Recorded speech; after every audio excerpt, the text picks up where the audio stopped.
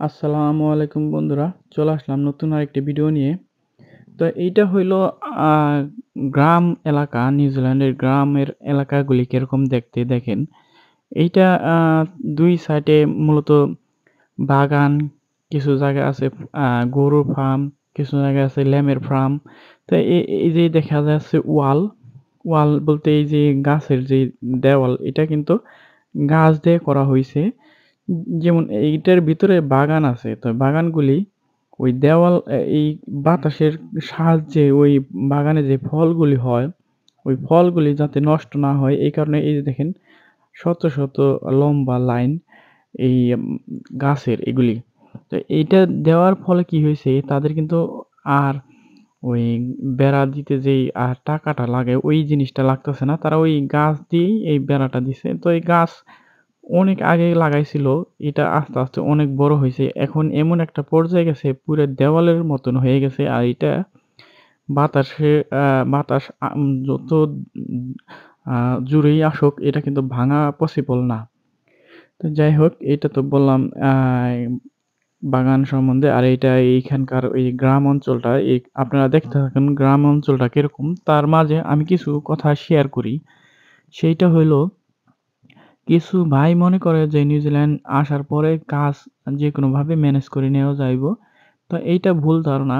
তা আসার আগে অবশ্যই আপনার যদি কেউ পরিচিত থাকে তার কাছ থেকে জেনে নেওয়া এই দেশের সম্পর্কে। আর কিছু সময় আছে আমাকে বা আমরা যারা এখানে আছি তাদেরকে প্রশ্ন করেন। তখন আমরা যদি এটা সত্য বলি যে এখন এখানে কাজকর্ম কম, তখন আপনারা উল্টা প্রশ্ন করেন যে আমরা হয়তোবা আপনাদেরকে ভুল তথ্য দিচ্ছি। আ আমরা চাই না আপনারা এখানে আসুন। কিন্তু এটা সত্য না। আপনি যদি এখানে আসেন, এখানে আসার পরে আপনি একটা কোম্পানিতে জব করলেন। ওই টাকা কিন্তু আমি আ দিতাছি না বা আপনি অ্যা ওই টাকা নিলে আমার কম পড়বো, এরকম কিছু না। তাই আমরা যারা এখানে আছি কেউই আমরা এই বিষয় নিয়ে চিন্তাই করি না যে আপনি এখানে আইসেন না বা আপনি যাতে না আসতে পারেন এইভাবে আমি আপনাকে উত্তর দেই। এইটা কখনোই আমরা এরকম উত্তর দেই না। তো আপনারা ভুল ভাবতেছেন এই জিনিসগুলি। এখানে মূলত প্রায় ৬ মাস ১ বছর যাবৎ কাজকর্ম খুবই কম। অনেকের কাজকর্ম চইলে গেছে। কিছু লোক সে আসছিল, সে ১ম এ ভালো একটা জব নিয়ে আসছিল। আ এখন তার কোম্পানিতে জব কইমা গেছে।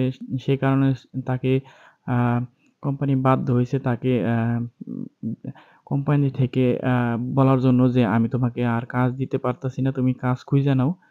তো এটা কোম্পানির কিছু করার থাকে না। ওই সময় জব যদি না থাকে, তখন তারও কিছু করা থাকে না। জব দেওয়া সম্ভব না।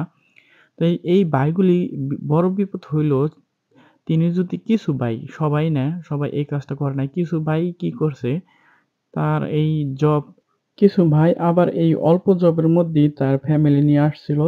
এখন তার যেহেতু জব নাই, এই কারণে তার ফ্যামিলি নিয়ে চলতে অনেক কষ্ট হয়ে যাইতেছে।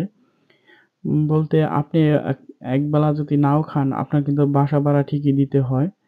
তো এইটা আর মাপ নাই। একবেলা কম খাইতে পারবেন কিন্তু বাসা ভাড়া মাপ নাই। আর আপনি বাসা ছাড়া এখানে থাকাও পসিবল না। বাসা অবশ্যই লাগে। তা আবার আরেকজনের কথা বলি আপনাদেরকে যে ওই ভাই তার somehow তার রিলেটিভ বা কারো মাধ্যমে এখানে আসছে। তো সে আবার কি করছে, তার নিজেরই জব নাই ভালোভাবে। সে আবার তার ফ্যামিলি নিয়ে আসছে এবং তার ফ্যামিলিটা মোটামুটি ভালো বড়। তো তখন কি হইছে, তার গেছে গিয়া জব চইলা কিন্তু তার ওয়াইফের আবার ওই আপনার কাজের ভিসা আছে। তার ওয়াইফ আবার যেকোনো কাজ করতে পারবো। কিন্তু তার ওই ভাইয়ের ওই একটা কোম্পানিতেই জব। তো ওই লোকে চাইলে পরেও অন্য কাজ করতে পারবো না। যেহেতু তার ভিসা ওরকম না। তার ওয়াইফের থ্রুতে সে হয়তোবা অন্য কোথাও কাজকর্ম করতে পারবো। কিন্তু এটা অনেক হার্ড ভাই। তাই এই কারণেই বলি আমরা অনেক সময় আপনারা প্রশ্ন করলে আমরা বলি যে, "না এখন বেশি কাজ নাই।" তখন আপনারা উল্টা বুঝেন। তো ধন্যবাদ সবাইকে। দেখা